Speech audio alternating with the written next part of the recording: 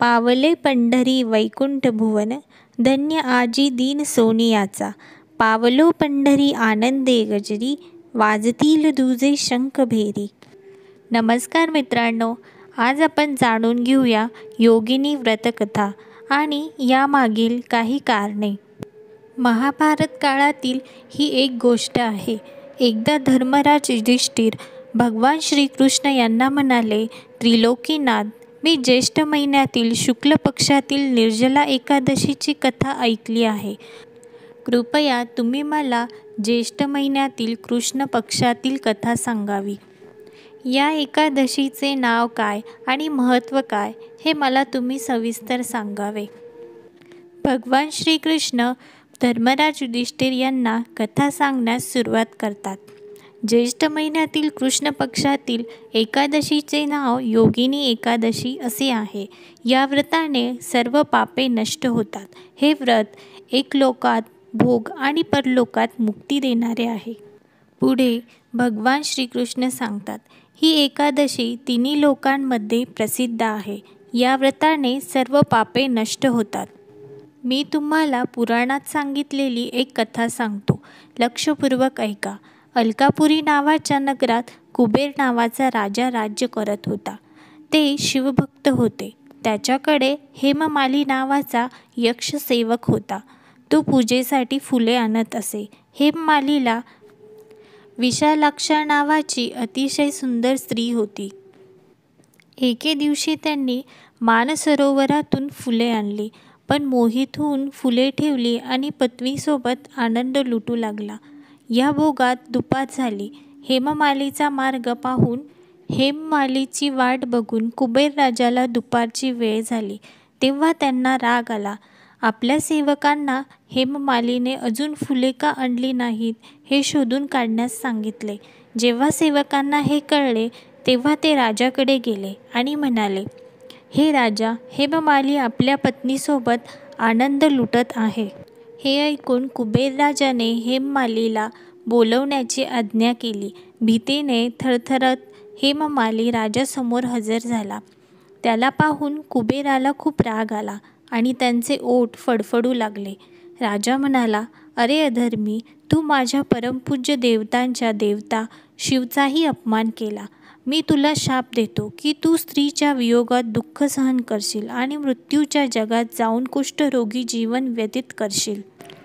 कुबेराच्या शापामुळे तो लगेच स्वर्गातून पृथ्वीवर पडला आणि कुष्ठरोगी झाला. त्याची पत्नीही त्याला सोडून गेली. मृत्यूलोकात येताना त्यांनी अनेक भयंकर दुःख भोगले, परंतु शिवाच्या कृपेने त्यांची बुद्धी कलंकित झाली नाही आणि त्यांना पूर्वजन्माचीही चिंता लागली. अनेक त्रास सहन करून आणि मागील जन्मातील दुष्कर्मांचे स्मरण करून तो हिमालय पर्वताच्या दिशेने निघाला. चालता चालता तो मार्कंडेय ऋषींच्या आश्रमात पोहोचला. ते ऋषी फार तपस्वी होते. ते दुसऱ्या ब्रह्मदेवासारखे दिसत होते आणि त्यांचा आश्रम ब्रह्मदेवाच्या सभेसारखा शोभून दिसत होता. ऋषींना पाहून हेममाली तेथे पोहोचला आणि त्यांना नमस्कार करून त्यांच्या पाया पडू लागला. हेममालीला पाहून मार्कंडेय ऋषी म्हणाले, तू असे कोणते दुष्कर्म केले आहेस, असे कोणते पाप केले आहे ज्यामुळे तुला कुष्ठरोग झाला आहे आणि भयंकर वेदनाही होत आहेत. महर्षीचे म्हणणे ऐकून हेममाली म्हणाला, हे महर्षी, मी राजा कुबेराचा अनुयायी होतो. माझे नाव हेममाली आहे. मी रोज मानसरोवरातून फुले आणून शिवपूजेच्या वेळी कुबेरांना देत असे. एके दिवशी वेळेचे भान न राहिल्याने, बायको सहवासाच्या आनंदात अडकल्याने दुपारपर्यंत मला फुले देता आली नाहीत.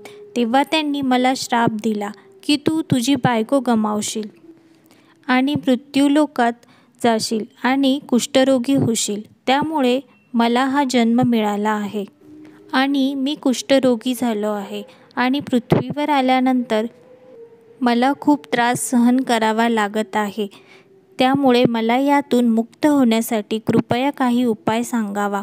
मार्कंडेय ऋषी म्हणाले, हे हेममाली, तू माझ्यासमोर खरे शब्द बोललास म्हणून मी तुझ्या तारणासाठी नवस करतो. ज्येष्ठ महिन्यातील कृष्ण पक्षातील योगिनी नामक एकादशीचे व्रत केल्यास सर्व पापे नष्ट होतात. मार्कंडेय ऋषींना हेममालीची खूप दया आली. त्यांनी त्याला व्रताचे महत्त्व सांगितले आणि व्रत कसे करायचे हे देखील सांगितले. महर्षींचे शब्द ऐकून हेममालीला खूप आनंद झाला आणि त्यांच्या सांगण्यानुसार योगिनी एकादशीचे व्रत सुरू केले. या व्रताच्या प्रभावामुळे तो आपल्या जुन्या रूपात परतला आणि आपल्या पत्नीसोबत आनंदाने राहू लागला. भगवान श्रीकृष्ण म्हणाले, हे राजा, या योगिनी एकादशीच्या कथेचे फळ 88,000 ब्राह्मणांना भोजन देण्याइतके आहे. या व्रतामुळे सर्व पापे नष्ट होतात आणि शेवटी मोक्षप्राप्ती झाल्यावर जीव स्वर्गाचा स्वामी होतो. मित्रांनो, अशी होती हेममाली आणि योगिनी एकादशीची कहाणी. ही कहाणी तुम्हाला कशी वाटली कमेंट करून नक्की सांगा.